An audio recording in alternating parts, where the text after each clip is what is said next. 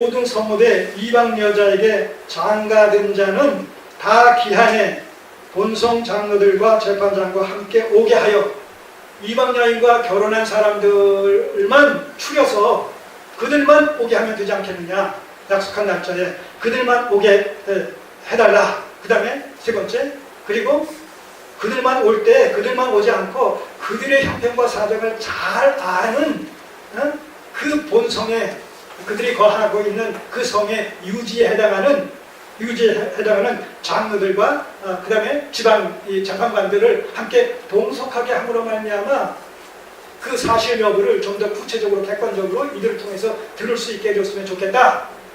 이런 의견을 제시하는 거예요. 이것도 들어보니 그렇게 돼야 하네요. 그렇게 한 거예요. 자, 그런데 15절 이런 얘기를 이제 대부분의 백성들이 같은 마음으로 했는데 15절 오직 아살의 아들 요나단과 비과의 아들 야스야가 일어나 그 일을 반대하고, 그 일을 반대하는 얘기는 에스라의 어떤 종교개혁 단행을 갖다 반대한다는 것이 아니라 지금 이 백성들이 이렇게 제안하는 것들을, 왜냐하면 자꾸 시간 끌고 하다 보면 나 유야무야 될 수 있는 여지가 있으니까 생각났을 때 또 하자고 했을 때 그저 단칼에 그냥 내버리는 것이 좋다. 이런 식의 이제 의견이에요. 반대 의견. 반대하고 무슬람과 레위 사람 또 일부가 저희를 돕더라. 같이 거기에 이제 보조를 맞춰서 그랬으면 좋겠는데 빨리 그냥 생각난 김에 모인 김에 일을 진행시켰으면 좋겠는데요. 자, 이런 이제 이견이 다른 의견이 나왔어요. 16절 사로잡혔던 자의 자손이 포로귀한 자들, 여기 백성들을 얘기하는 거예요. 자손이 그대로 한지라. 그대로 한지라. 다수의 의견이 그렇게 시간적인 여유를 갖고 지금은 큰 비도 오고 많은 사람들이 모였기 때문에 여기서 어떤 뭔가 대를 정비하고 뭔가 일일이 문제를 타진하고 어떤 결론을 내리기에는 역부족이니까 그렇게 아까 얘기한 대로 그렇게 했으면 좋겠습니다. 그 의견을 쫓아서 이제 수렴이 됐단 말입니다. 자, 그래서 그대로 한지라 제사장 에스라가 그 종족을 따라 각기 지명된 족장 몇 사람을 위임하고, 자, 조사위원회를 구성하는 거예요. 조사위원을 구성하는 거예요. 지명된 족장인 몇 사람을 위임하고 10월 초하루에 앉아서 10월 초하루에 소집을 한 거예요. 그래서 10월 초하루에 앉아서 그 일을 조사하여 정월 초하루에 이르러 이방년을 취한 자의 일 조사하기를 마치니라. 진상조사를 다 마쳤어. 몇 개월에 걸쳐서? 3개월에 걸쳐서 10월 1일, 그 다음에 이듬해 1월 1일이니까 3개월 3개월에 걸쳐서 진상조사를 다 마쳐서 그 결과가 뭐냐? 이게 18절부터 나머지 44절까지의 얘기란 말이에요. 이 명단이 작성된 거예요. 이 명단을 보게 되면 누구부터 이 명단에서 그 명단을 기록했느냐 하면 18절 보면 제사장의 무리 중에 이방 여인을 취한 자는 예수와 자손 중 교사, 대제사장의 후손 중에서 특별히 제사장 탑 리더급에 해당하는 사람들 중에서도 이런 일이 있었다는 거예요.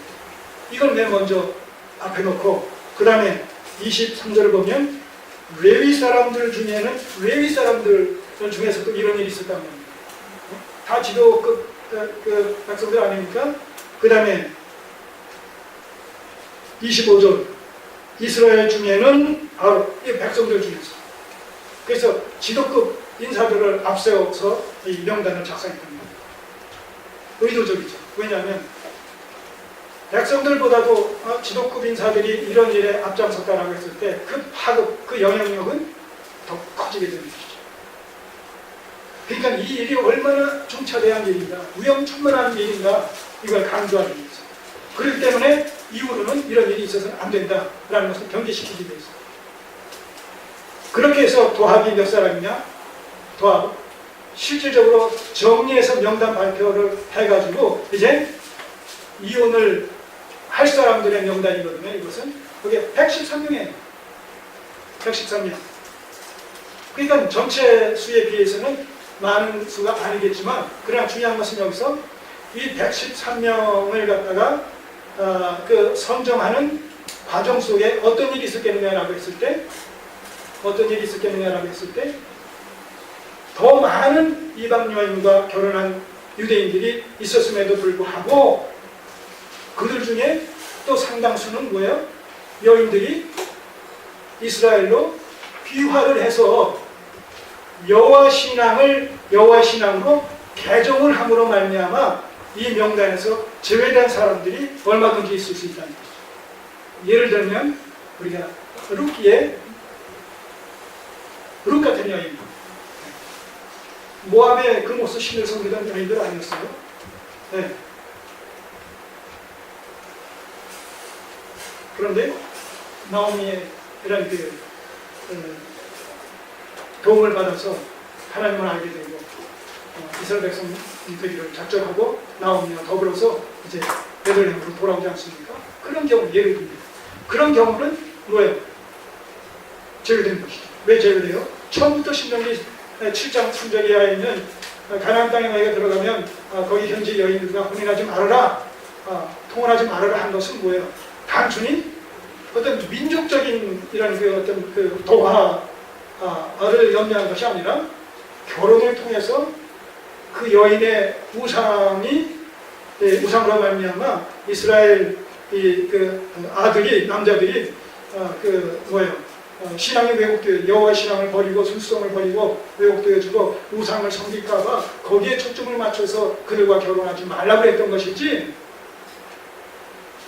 이방인과 혼인 자체를 하지 말아라 라고 한 것이 아니었다는 사실을 우리가 지난 시간에도 여러 가지 경우를 통해서 살펴보지 않았습니까? 마찬가지 그런 면에서 오늘 신약시대에는 그리스도 안에서 누구든지 예수 그리스도를 믿게 되면 하나님의 백성이 된 자들은 유대인이나 헬라인의 구별이 있다고 했어요? 없다고 했어요? 없어요. 자유인과 종과 자유자 구별이 있어요? 남자와 여자 구별이 있어요? 없어요. 구별이 극복되어졌어요. 구약시대에는 점진적인 계시의 진행 속에서 이스라엘을 부속의 계시의 도구로 삼으심으로 말미암아 하나님께서 이스라엘 백성들 전체를 하나님의 서민으로 삼으셨기 때문에 그 여호와의 신앙이 뭐예요? 국가적인 종교였단 말이에요. 국가적인 종교에서 민족적인 어떤 동질성, 신앙의 동질성, 민족의 어떤 동질성이 전제되어질 수밖에 없는 그런 상황이었지만 신약 시대에는 그게 없잖아요. 이제 다 그리스도 안에서 극복되어졌단 말이에요. 누가 어느 민족하고 결혼해도 상관이 없죠. 그러나 중요한 것은 뭐예요? 신앙의 순수성을 보존하고 유지해야 된다, 계승해야 된다. 이 원리는 다를 바가 없다는 것이죠. 그런 의미에서 우리가 결혼 문제와 관련해서 그리스도인은 그리스도인과 결혼해야 된다라는 것이 대전제죠. 대전제. 그러나 현실 속에서 그러하지 못할 때 우리는 지혜를 발휘해야 됩니다. 지혜. 그래서 지난 시간에 말씀드렸습니다. 반복하지 않겠습니다. 그러나 한 가지, 믿지 않는 자가 이제 미혼자가 결혼을 해야 되는 그런 과정 속에서 이 현대교회 속에서는 많은 이 그리스도인과 그리스도인들끼리 결혼해야 된다는 이 부분이 현실 속에서 많이 양보가 되어 있어요. 약화가 되어 있어요. 사실 이게 문제입니다. 약화가 되어 있어요. 계속 복음을 전하고 교회로 인도하고 말씀을 듣게 하고, 그래서 주님께서 참 긍휼을 베풀어 주셔서 주님을 영접할 의사가 있을 때 우리가 결혼을 하게 됩니다. 그런 풍토가 조성되어져야 되는데 그런 부분들이 자꾸 약화되어지니까 이런 것이 참 아쉬운 거죠. 그래도 우리 교회니까 이런 말이라도 하죠. 그런 사람들이 절대 다수가 되면 목회자가 그런 용기가 안 나는 거예요. 양보를 해요, 스스로.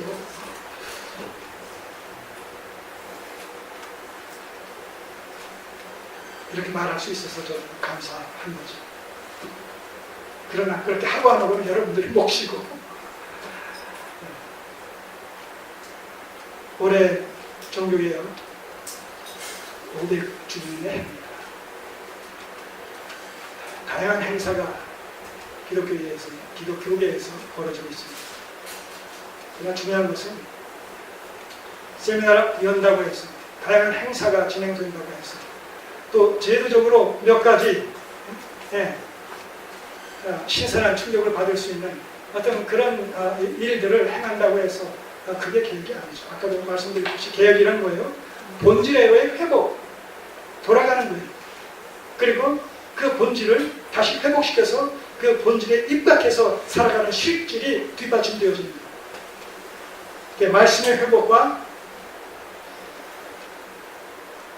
삶의 방향 전환이 이루어지는 일이 같이 함께 더불어 일어날 때 여기서 우리는 진정한 개혁을 찾을 수가 있는 것이죠.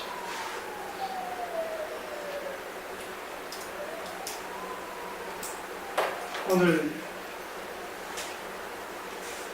인간적으로 연민의 정을 느낄 수밖에 없는 이런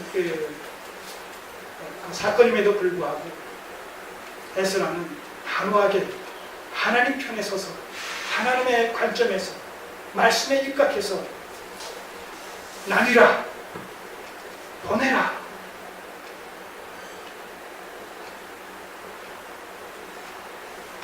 그때의 그 상황은 아픔이지만 그러나 그 아픔을 감수하지 못하게 될 때에 일어날 수 있는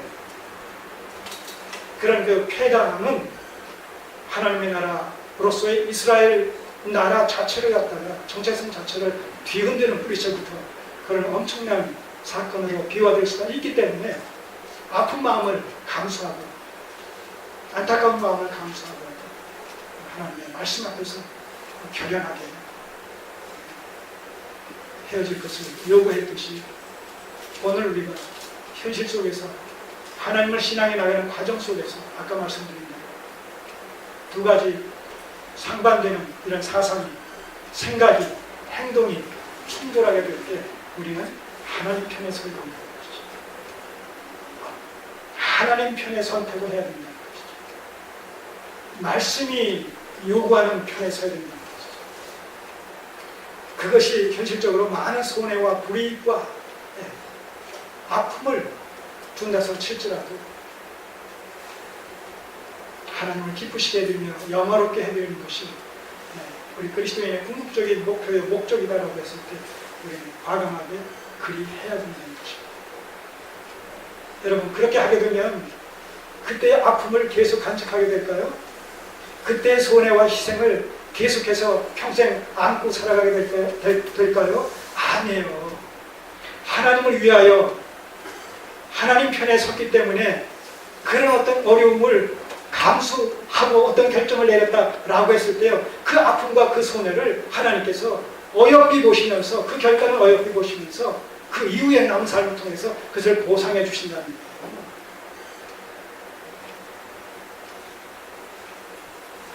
이 부분을 우리가 자꾸 이제 놓치게 되니까 생각하지 못하니까 당장 그 현실 속에서 일어나는 그 문제에만 사로잡혀 있다 보니까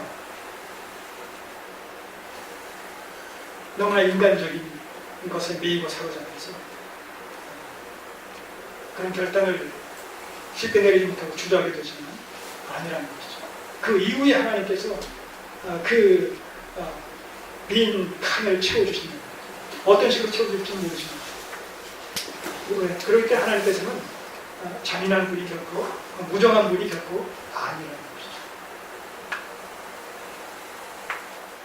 네가 내 편에 서서 내 말을 지키기 위해서 그 모든 것을 기꺼이 감당하고서라도 그렇게 결정했구나. 수고했다. 주님께서 뭐라고 하시나요? 마태복음 20장 말씀입니다.